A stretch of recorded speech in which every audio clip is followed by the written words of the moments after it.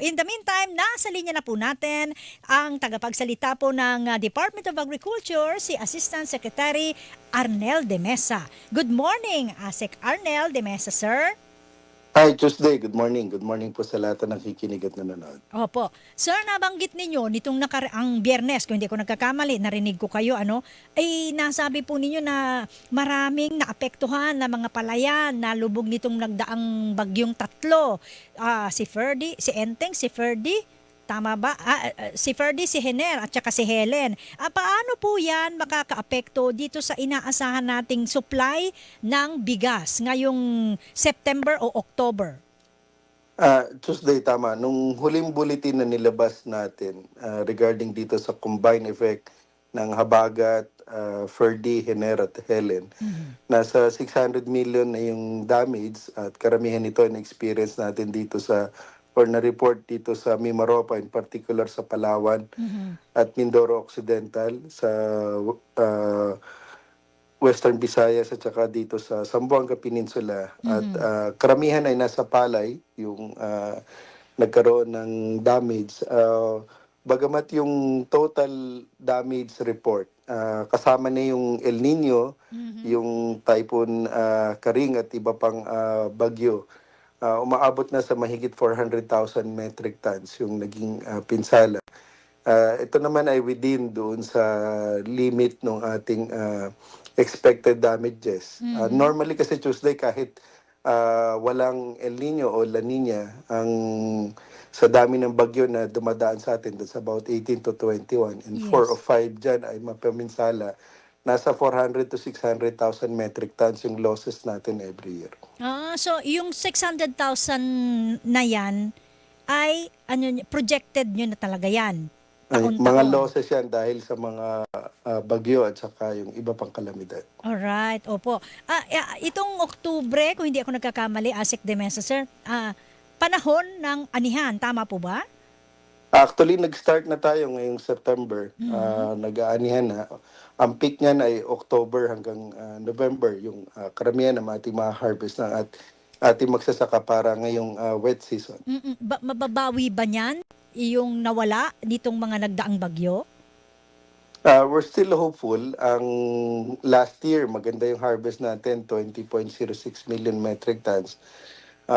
Umaasa pa rin tayo na at least ma-breach pa rin natin yung 20 million metric tons ngayong taon na ito. Opo.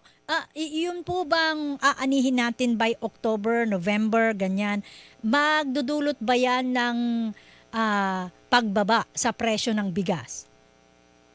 Sa ngayon, Tuesday, nararamdaman na natin yung unti-unting pagbaba ng presyo ng bigas, lalo na yung sa imported. Yung ating monitoring sa ngayon, for example, doon sa regular milled rice na imported, marami na tayo nakikita na 42 pesos. So well-milled rice naman nasa 45. Ang bagamat yung ating local ay nasa 45 pa rin yung regular milled rice. So on the side ng imported rice, nakikita na natin yung mga pagbaba. Ngayong wet season para sa local, inaasahan natin pagdating ng nitong anihan, magkakaroon din yan ng epekto sa pagbaba. Ayun, sana naman nga, Sek, at yan ang inaantay ng ating mga kababayan. Ito bang mga bigas natin sa ngayon, makakasapat po ba itong supply hanggang sa matapos ang taon? Normally, expectation natin para maganda yung ating tinatawag na projection hanggang sa susunod na taon, mas maganda meron tayong 60 to 90 days na buffer stock pagkalipas ng taong kasalukuyan para bago uli mag-harvest ng susunod na taon, which is March, April, meron tayong enough stock plus yung ating imported. Malaki kasi ang importation natin pag last quarter. So, in terms dun sa supply natin, wala naman tayong problema. Yung imported natin nasa 3 million metric tons na as of early September. Ayun, sapat yun, sir, para sa kakailanganing supply ng buong bansa. Tama yun, Tuesday. At inaasahan natin ay more than 60 days yung ating magiging national stock inventory after December. Ayun. Madako ako dito, Asek de Mesa, sa supply naman natin ng gulay, karne at isda. Dahil nasabayan nga po nitong habagat at na mga bagyo. yung supply niyan, kamusta yung sa gulay, lalo na kapag ka bumabagyo, talagang apektado yan. Sapat ba ang supply natin ng mga gulay? Okay naman yung supply natin Tuesday, bagamat inaasahan natin na mayroong mga pansamantala na mga areas na maapektuhan nitong mga nagdaang pag-ulan, especially doon sa mga ano natin, vegetable producing provinces Yes. and regions. Ang maganda naman kasi sa gulay, mabilis din niya makarecover at we can easily get supplies from other areas kasi hindi lang naman concentrated sa iilang area yung ating mga highland at lowland vegetables. Pero karamihan, for example, yung mga highland vegetables natin, nandiyan sa may bandang norte. Yung lowland naman ay kalat yan. So wala naman tayong problema pagdating sa supply. Alright. Sapat ang supply kanyo.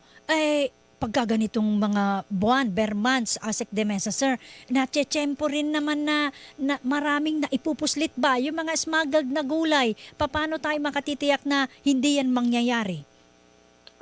Tuesday sa ngayon, makita natin sa balita na almost every week meron tayong nakukumpiska ng mga smuggled goods, hindi yan tatantanan. So maganda yung koordinasyon ng ating inspectorate at enforcement at ni Secretary Chu Laurel Jr. sa iba pang ahensya ng pamahalaan kagaya ng Bureau of Customs. At maraming nauhuli talaga just recently yung mga sibuyas, yung carrots at saka itong mga lemons, oranges na uhuli natin. At talagang ano yan, hindi natin tawag dito tatantanan at patuloy yung koordinasyon natin para masigurado itong mga smuggled goods ay hindi makarating. Matandaan din natin, Tuesday, yung huling nakuha natin dito sa Nabotas.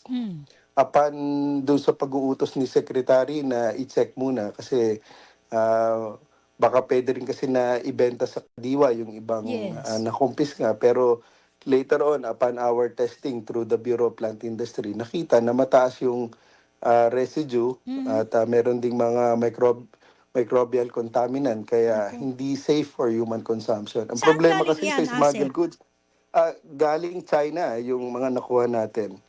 Wala kasi yung sanitary and phytosanitary import Inspection. clearances kaya hindi natin sigurado yung food safety. Or speaking of bigas na sinasabi nyo, yung mga natenga dyan sa Pantalan, na sabi nyo last Friday ay ininspeksyon ng Bureau of Plant and Industry, around 800 plus na container vans. Puro bigas nga ba ang laman ng mga yan, Asek? Patuloy yung sinecheck isa-isa ng Bureau of Plant Industry at kagaya doon sa Nabotas, intay natin yung resulta ng pagsusuri sa mga laboratorio natin. It will take only a few days bago natin malaman yung resulta. At para masigurado pa rin, ganun palagi yung trabaho natin, masigurado yung safety ng mga pumapasok na pagkain sa ating bansa. And ano yan, kumbaga in custody na ba yan ng gobyerno? Pwede na ba nating dalhin sa kadiwa yan para kung halimbawang safe na siya for consumption, para maibenta ng mas mura? Ano yun naman, nasa consignee pa, chinecheck pa yan Tuesday. Kung yan ay, I'm not so sure lang, I cannot speak kung yan ay, sorry, ang alam ko, hindi naman sila smuggled goods. So, dumating yan na mayroong mga necessary import permits. Pero patuloy yung sinecheck ng ating Bureau of Plant Industry. Yes, nabanggit nga po ninyo mayroon lang certain period of time na dapat nandyan yan sa Pantalan. Pag sumobra na, kailangan na siyang ilabas. Saan mapupunta yun kapag kinailangan na siyang ilabas katulad niyan? Kung yan ay legitimate, at ang alam naman natin legitimate yan na importation. So, doon sa importer, sila naman ang bahala mag-market yan. Hindi naman yan ang gobyerno ang nagma-market ng mga imported, lalo na kung bigas. Kailangan lang talaga maibigay na doon sa consignee. Ganun ba yon? Kunin na nila. Kunin nila at ma-distribute kasi kung iniintay nila na tumaas ang presyo, that constitute probably hoarding. Baka So makasuhan pa yun yung sila. yun naman yung ayaw natin, baka mapilitan tumaas ang presyo ng bigas, magkakaroon naman tayo ng problema. Bagamat yung nararamdaman natin sa palengke ngayon ay unti-unti nang bumababa ang presyo. Pero kung may mga ilan na talagang gusto nilang pataasin pa yung kanilang kita, hindi naman maganda yan. Alright. With that, Asek Demesa, sir, salamat po sa oras po ninyo at sa susunod po ulit magkahuntahan tayo. Ano po? Maraming salamat din, Tuesday. Magandang umaga. Mabuhay ka. Good morning po. Mga kapuso, ang nakausap po natin si Assistant Secretary Arnel de Mesa, ang tagapagsalita ng Department of Agriculture. Babalik po kami. Hilingan, walang pinoprotektahan.